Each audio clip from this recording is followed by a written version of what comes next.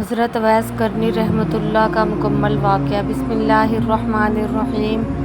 ناظرین کرام، آئیے آج ہم ایک ایسے عاشق رسول اور خادم والدہ کی داستان سنتے ہیں جن کا ذکر فرشتے بھی کرتے ہیں۔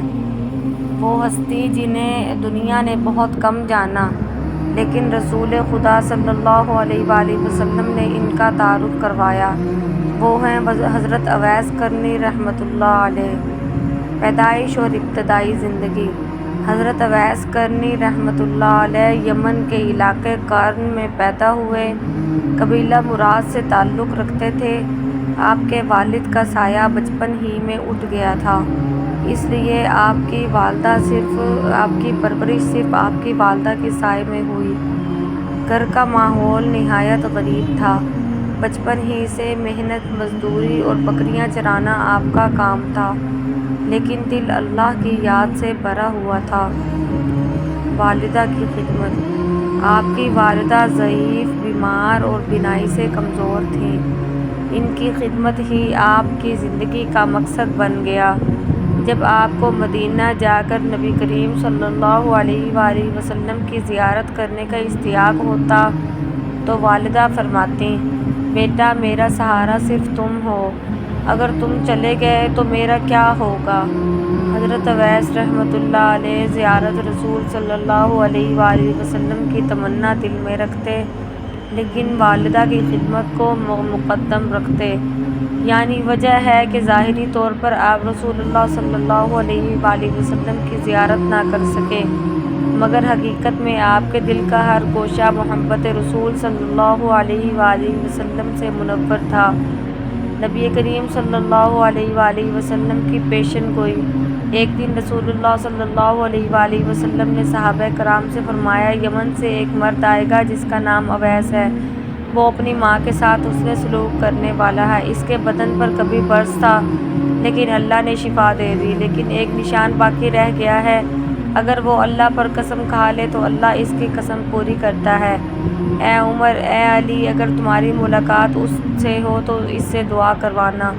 یہ کتنی بڑی فضیلت ہے کہ خلیفہ ثانی عمر فاروق رضی اللہ عنہ اور شیر خدا رضی اللہ عنہ جیسے عظیم صحابہ کو حضور صلی اللہ علیہ وآلہ وسلم وصیت فرما رہے ہیں کہ اویس قرنی سے دعا کروانی ہے۔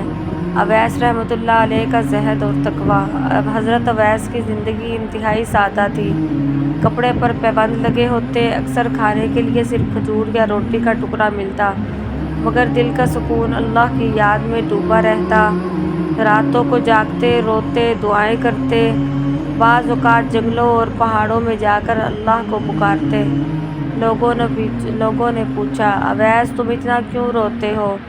آپ جواب دیتے، میں اپنے گناہوں سے ڈرتا ہوں، کہیں میرا رب ناراض نہ ہو جائے۔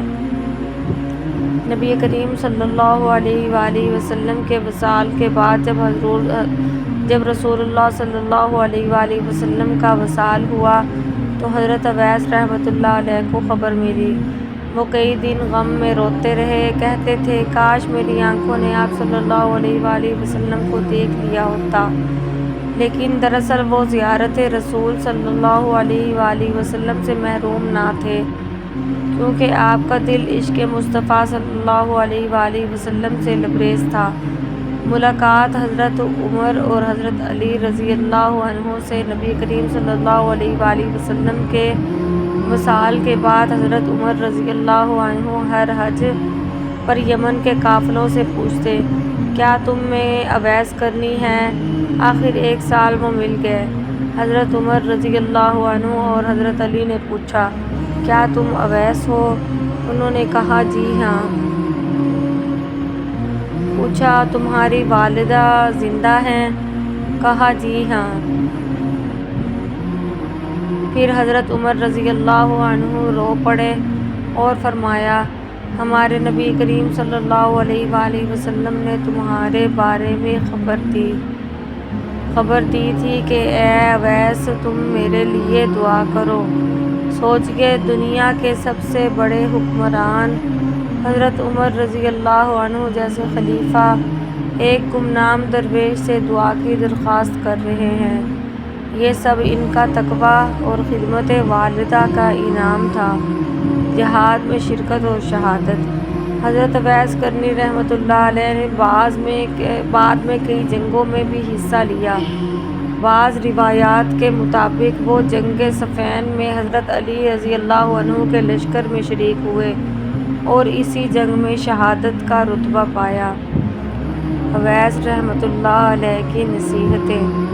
حضرت اویس رحمۃ اللہ علیہ اکثر فرمایا کرتے: دنیا دھوکہ ہے، اس کے پیچھے نہ بھاگو۔ ماں باپ کی خدمت کرو، یہی جنت کی کنجی ہے۔ عبادت میں دل لگاؤ، یہی آخرت کا سرمایہ ہے۔ وفات۔ حضرت اویس قرنی رحمۃ اللہ علیہ نے اپنی زندگی گمنامی میں گزاری اور شہادت کے بعد اس دنیا سے رخصت ہوئے۔ ان کا مزار آج بھی شام کے علاقے رقہ میں موجود ہے، جہاں لوگ فاتحہ کے لیے جاتے ہیں۔ پیغام۔ حضرت اویس قرنی رحمۃ اللہ علیہ کی پوری زندگی ہمیں یہ سبق دیتی ہے کہ